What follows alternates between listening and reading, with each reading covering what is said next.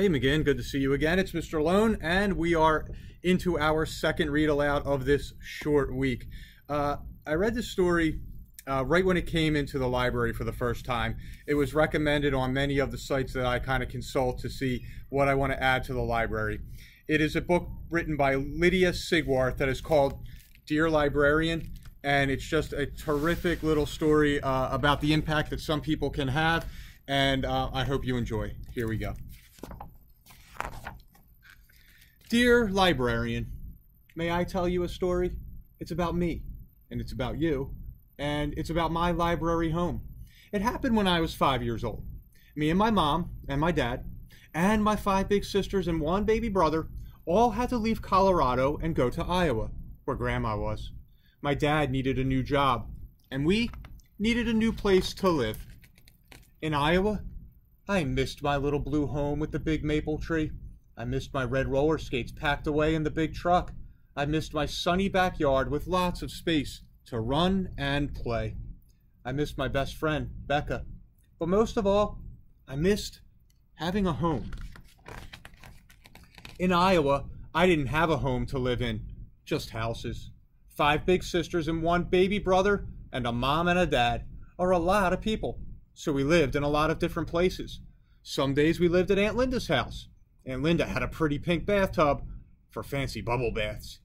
But Aunt Linda's house was full of nice things you shouldn't touch because they aren't yours.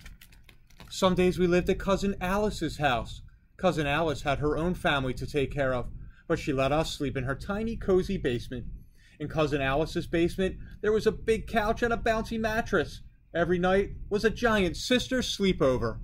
But even a snuggly sleepover was a little too crowded for us. Move over! You're hogging the blanket. That's my spot. Some days we stayed at Grandma's house. Grandma lived right by a park with swings and space to run and spin. But there weren't any friends at Grandma's park. Mom said it was very generous of everyone to let us live at their house.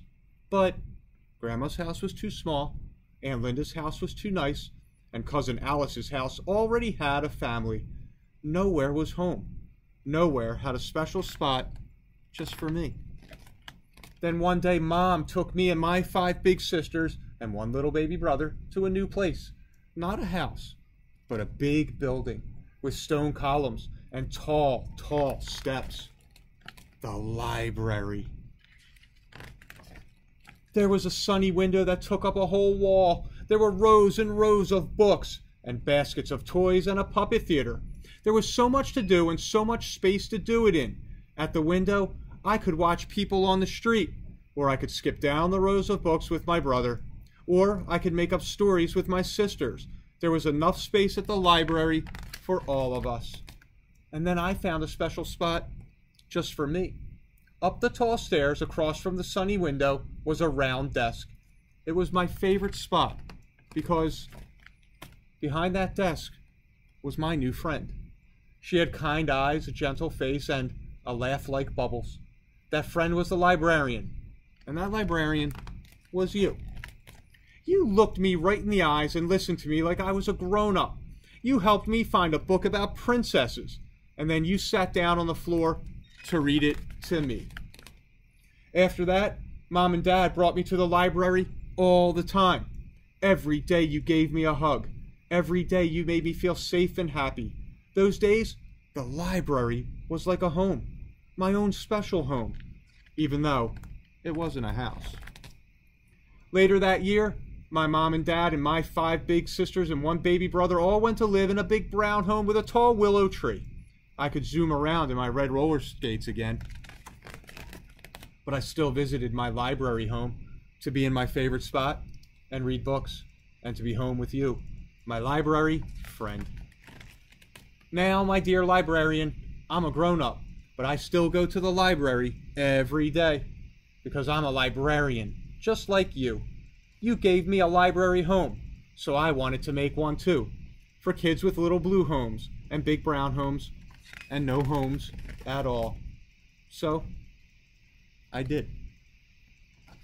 And here is the librarian with the librarian who influenced her.